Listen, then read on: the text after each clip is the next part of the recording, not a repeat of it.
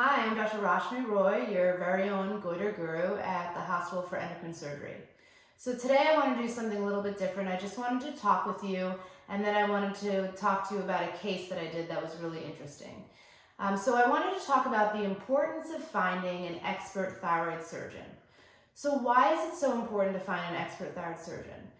So what I always say is that the thyroid is all about real estate. It's all about where the thyroid lives. The thyroid lives in an area where there are very important structures.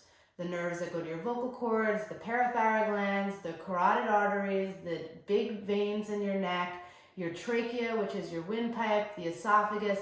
These are all very important structures, and the thyroid lives there. So you need someone who does thyroid surgery all the time to give you the highest cure rates and the lowest complication rates.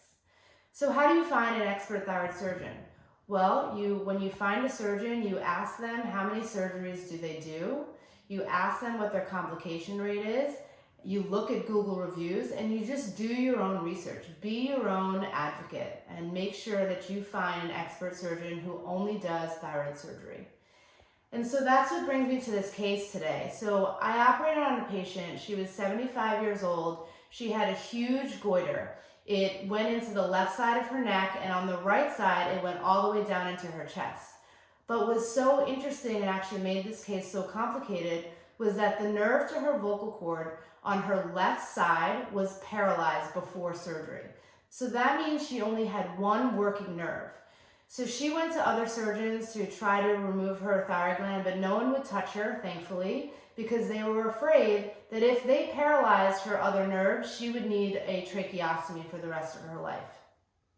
So when we talk, our vocal cords move like this. If one nerve is injured, a vocal cord is paralyzed, and then the other one moves. If this one gets injured, they don't move, the patient can't breathe normally and needs a permanent tracheostomy tube. So when I saw her, I explained to her the risks of the surgery, but I told her that I really had minimal concern that she would have any issues talking, breathing, eating after surgery, and that I'd be able to remove her goiter. And after about an hour and a half, I removed her substernal goiter that was in her chest and the goiter that was in her neck through just a neck incision. She stayed overnight and she went home the following day, and she felt amazing, eating, talking, everything like I promised her. So be your own patient advocate, find an expert surgeon, and if you need thyroid surgery for thyroid cancer, or thyroid goiter, or thyroid nodules, please contact me at thyroidcancer.com.